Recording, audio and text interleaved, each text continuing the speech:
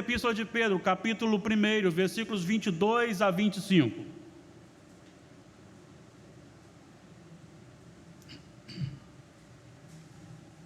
Primeira de Pedro, capítulo 1, 22 a 25.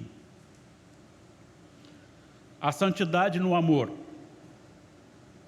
Tendo purificado a vossa alma pela vossa obediência à verdade, tendo em vista o amor fraternal não fingido, amai-vos de coração uns aos outros ardentemente, pois fostes regenerados não de semente corruptível, mas de incorruptível, mediante a palavra de Deus, a qual vive e é permanente. Pois toda a carne é como a erva, e toda a sua glória como a flor da erva. Seca-se a erva e cai a sua flor. A palavra do Senhor, porém, permanece eternamente.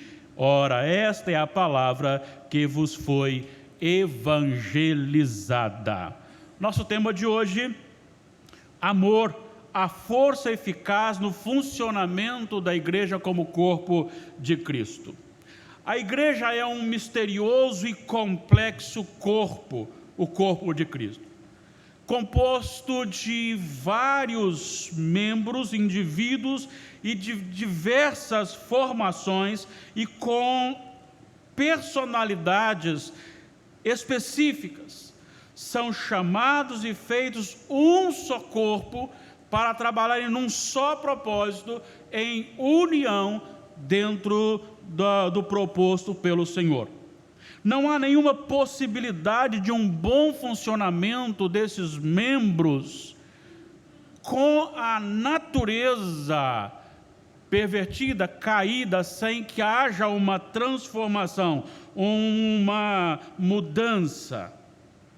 Para se relacionar aqui na terra, é necessário que algo novo aconteça.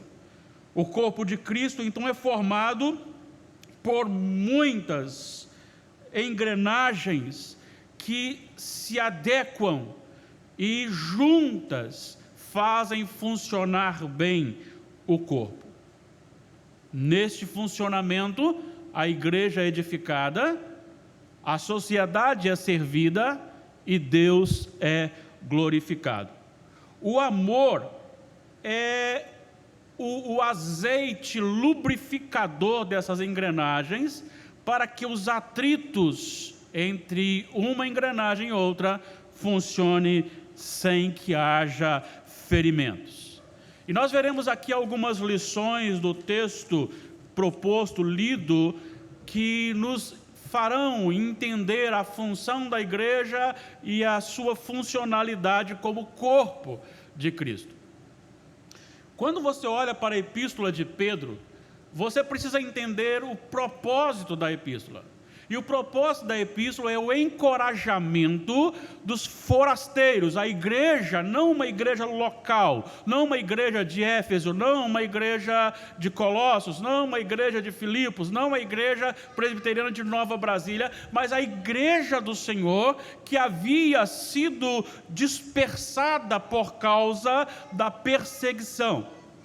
E como a igreja, servindo ao Senhor, saindo por causa da perseguição, ela encontrou também no local, ou nos locais onde a igreja estava, representada em pequenos grupos, certa resistência, primeiro das pessoas que lá estavam, porque não amam o Senhor, e com isso maltratavam a igreja, como por exemplo empregos, era difícil, trabalho era mais difícil para os filhos de Deus.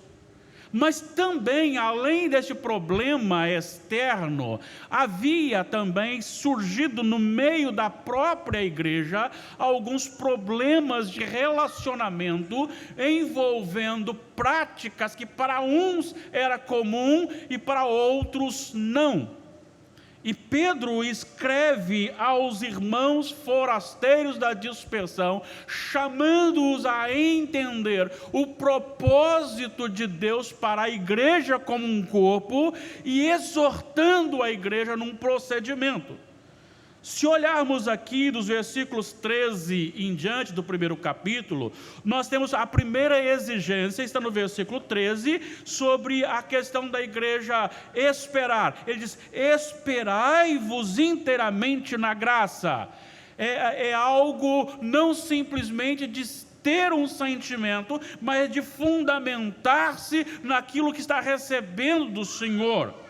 Mais à frente, no versículo 15, tem uma outra exortação. A primeira, esperai-vos na graça. A segunda, tornai-vos santos. A terceira está no versículo 17, portai-vos com temor. Então você tem: esperai-vos na graça que vos está sendo concedida, sede santos, ou tornai-vos santos, e tornai-vos ou portai-vos com temor. Mas não para por aí. O nosso texto então chega com uma outra exigência para a igreja como corpo de Cristo. E nós temos então a seguinte estrutura: nós temos um fundamento, uma fundamentação, uma exigência, uma ordem e uma outra fundamentação. Nós vamos inverter, vamos pegar primeiro a exigência, a ordem, e podemos fazer a seguinte afirmação: a igreja como corpo de Cristo é ordenada a se relacionar em amor não fingido, em amor sincero. Se nós olharmos o versículo 22 e relermos, nós teremos: tendo purificado a vossa alma pela vossa obediência à verdade, tendo em vista o amor fraternal não fingido, amai-vos de coração. Amai-vos de coração, com amor fraterno, amor não fingido, mas tem aqui: uns aos outros ardentemente. É uma coisa interessante, porque quando você pensa em amor, existe até algumas músicas que dizem: amor não é um sentimento. Existem alguns teólogos que dizem: não, amor é um sentimento. E eu posso dizer que as duas coisas se fundem. E às vezes nós achamos assim: amor são ações e não palavras. E eu diria que são palavras e ações, e que podem também, palavras e ações, não serem amor. Por isso, então, nós precisamos entender algumas coisas. Eu posso falar de amor, falar aparentemente com amor, afirmar que amo, mas ainda assim não sair das palavras. Assim como também eu posso fazer ações relacionadas aparentemente sendo de amor, e na verdade serem apenas ações excluídas do amor. O que eu quero dizer para vocês é que amor é um estado interior transformado que resulta em palavras e ações. Então a questão não é o final, palavras ou ações, mas é a motivação das palavras e das ações. Então, quando nós pensamos em amor, nós logo temos que imaginar um coração que tem que ser transformado, porque a motivação que vai determinar se é amor ou não. Tiago diz: não amemos apenas de palavras. Mas também o próprio Paulo vai dizer assim: ainda que eu tenha ações bonitas, dar a minha vida para os outros, dar os meus bens para os outros, se não for por amor, ou seja, eu posso enganar bem. O que vai determinar se aquilo que eu estou falando ou fazendo é amor, é justamente o que está dentro do meu coração, e quem realmente conhece o meu coração é o Senhor nosso Deus. Então este amor que está no interior, transformou o coração, que é um estado de vida, ele produzirá não apenas palavras, mas também ações amorosas. E isto não é uma opção, é uma ordenança. Agora, motivo específico para ações amorosas tem que partir de um coração transformado. E aí, então, nós vamos para o primeiro fundamento. E o primeiro fundamento é o seguinte: o Evangelho purifica a alma e condiciona a igreja ao amor não fingido. É assim que ele começou: tendo purificado a vossa alma pela vossa obediência à palavra. Interessante observar, porque a formação gramatical no original dá a ideia de algo já acontecido, só que esse algo acontecido é como se esse algo fosse vivo, é como uma ação contínua.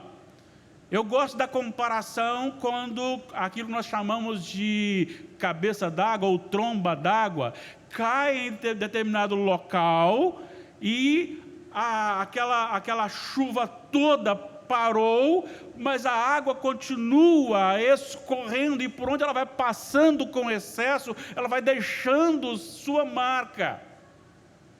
A ideia do perfeito aqui é isso: é algo feito no passado que tem uma ação continuada no presente, progressivamente para o futuro. Não para. Então a alma purificada é algo realizado no passado que continua purificando agora e continuará purificando no futuro. É algo vindo diretamente do Evangelho. Ele diz assim: tendo purificado a vossa alma pela vossa obediência à verdade. A verdade aqui é justamente o Evangelho. O Evangelho, ele tem poder para entrar no coração e purificar o coração, purificar a alma. E é interessante que eu fui para a ordem de amar para a igreja, mas dentro do fundamento, ele diz que esta alma purificada tem uma finalidade. Olha só o que ele diz: tendo purificado a vossa alma pela vossa obediência à verdade, tendo em vista, ou o propósito. Qual é o propósito? O amor fraternal não fingido. O que está sendo colocado por Pedro aqui é que é impossível amar fraternalmente, sem fingimento uns aos outros, se a alma não estiver purificada pelo Evangelho. Somente uma alma transformada, purificada pelo Evangelho, é capaz de amar no sentido real, verdadeiro, com a motivação verdadeira. Daí você pode dizer: mas existem muitas pessoas que não temem a Deus, mas que amam. Se você for olhar o histórico deste amor, sempre terá um objetivo, ou de se beneficiar, no sentido de receber alguma coisa depois, ou receber alguma coisa relacionada ao céu. Quantas pessoas estão dizendo: mas eu faço bem para que eu mande algumas pedrinhas, uns tijolinhos para o céu, porque eu preciso fazer o bem para alcançar o bem de Deus, a salvação de Deus. Dessa forma, este amor que não é amor, porque essa ação ela é um amor egoísta, um amor próprio. Eu dependo de ajudar alguém para que eu esteja bem com o Senhor. Enquanto o amor que parte da alma purificada, esta alma já está purificada. Sendo purificada, ela não precisa fazer para receber. Por isso ela faz porque ela recebeu, ela faz porque ela tem, ela faz porque ela foi agora limpada. E isto é importante porque um coração impuro produz decisões e ações impuros, impuras. Um coração sujo, uma alma suja, vai emitir qualquer coisa que queira ou que emita, será também sujo. Porque uma coisa suja não pode emitir uma coisa limpa. Para que haja o verdadeiro sentido do amor, a alma precisa estar purificada. E esta alma é purificada pela verdade ou pelo Evangelho. É Jesus que purifica. O segundo fundamento está no versículo 23. Ele diz: pois fostes regenerados não de semente corruptível, mas de incorruptível. O Evangelho purifica a alma e condiciona a igreja ao amor sem fingimento. Sim, mas também a igreja é criada por Deus com uma natureza diferente das demais ou dos demais seres humanos pela palavra de Deus. Por isso ela é condicionada. Não é simplesmente uma purificação, mas há uma purificação, há um limpar da alma, da mente, do coração, condicionando a um amor não fingido e ardente, ou seja, firme, mas também há um novo ou uma nova natureza plantada. Olha só que coisa interessante que ele usa aqui. A primeira coisa que ele usa aqui é a nova criação. Igreja não é uma pessoa sozinha. Igreja é o ajuntamento, é o povo de Deus. Sendo assim, cada membro que é salvo por Jesus, ele, no momento da sua conversão, ele recebe como que a morte da natureza antiga e a vida da nova natureza. É a criação nova, uma nova criação. Poderíamos dizer, então, que nós temos 2 aniversários. O aniversário de 29 de janeiro, que começou lá em 1969, e temos também um outro aniversário, que é o aniversário da minha salvação, quando eu fui recriado. A igreja contém em si algo que o mundo não tem. O que ela tem? Ela tem uma nova vida, ela é formada de novo, e dentro dessa criação, essa igreja que é criada, ela não é criada por uma decisão pessoal em cansar da velha vida, mas ela é criada pelo próprio Deus. Ele diz: pois fostes regenerados. A palavra, o verbo aqui está na voz passiva, ou seja, a igreja recebe a ação da regeneração, ou seja, do novo nascimento, é gerada de novo. Quem nasce não nasce por si, nasce por alguém. A igreja não nasce por si, ela nasce por Deus. Ela é criada, recriada por Deus. É Deus que criou, é Deus que recriou, é Deus que fez. Agora, Ele não só recriou, mas Ele a fez com uma natureza diferente dos demais que nasceram desde Adão até agora. Porque Ele colocou na igreja, para que a igreja nasça, você e eu, todo aquele que é convertido ao Senhor, colocou nessa igreja a semente incorruptível. A de Adão, semente corruptível, por isso todos nós somos pecadores.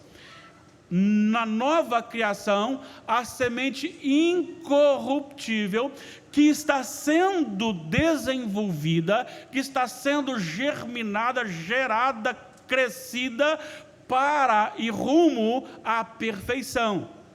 E esta perfeição se dará no dia da consumação. Por isso a igreja é condicionada com uma natureza diferenciada. Nós estamos no mundo, mas nós não somos do mundo. Por que nós não somos do mundo? Porque foi plantado em nosso coração uma semente incorruptível. Esta semente vai desenvolvendo, e à medida que ela vai desenvolvendo, vai transformando progressivamente a nossa vida num relacionamento de um amor não fingido e de um amor intenso de uns para com os outros. Uma mente, uma alma purificada produz agora um amor sincero. Este amor é progressivo e não é exterminado, porque ele parte de um coração que tem uma semente incorruptível, viva. E esta semente plantada no coração, ela foi plantada da mesma fonte da criação de todas as coisas. Lá em Gênesis nós encontramos a ordem de Deus para a criação: haja isto, haja aquilo outro. E assim Deus foi criando. E aqui Pedro vai dizer que essa semente incorruptível, ela é plantada no coração pela palavra de Deus. Olha só o que ele diz: fostes regenerados, não de semente corruptível, mas de incorruptível, mediante a palavra de Deus. E esta palavra de Deus, ela é viva e permanente. Sendo a palavra viva e permanente, aquele que verdadeiramente foi transformado, que recebeu essa semente incorruptível, este nunca mais se desviará definitivamente da presença do Senhor. Este, ainda que tenha quedas, voltará quebrantado, não tomará decisões deliberadamente de proceder contrário à vontade de Deus, porque o que habita nele é uma semente incorruptível, plantada mediante a palavra de Deus, que é viva e que é permanente. Assim, a igreja desenvolve, dentro de um relacionamento amoroso, amai-vos mutuamente, com amor intenso. Por quê? Porque vocês já tiveram a alma purificada para isto, e este amor é continuado pelo fato de a regeneração ser aplicada como uma semente incorruptível pela palavra de Deus. O Evangelho purifica a alma, a palavra recria um coração. Assim, um coração recriado na alma purificada terá a motivação correta para desenvolver o amor não fingido, não hipócrita, não egoísta. E aí eu começo a pensar: será que nós realmente temos amado com este amor? Outra coisa que eu tenho pensado: será que realmente nós temos entendido que quando eu recebo mais, ganho mais, ou tenho mais saúde, ou mais alguma coisa, não seria para abençoar aquele que está do meu lado, precisando, necessitando? A gente precisa entender que este serviço é um serviço do povo de Deus, direcionado ao povo de Deus. No entanto, eu preciso também dizer que quem verdadeiramente ama, fala a verdade. Claro, gentilmente, mas fala a verdade. Quem verdadeiramente ama, corrige, porque aquele que não corrige, este não ama de verdade. Eu vou apenas, para concluir aqui, então, dentro deste amor, mostrar a vocês o que o autor aos Hebreus diz a respeito do verdadeiro amor. Capítulo 12 de Hebreus. E ele fala a partir do versículo 4. Na vossa luta contra o pecado ainda não tendes resistido até ao sangue.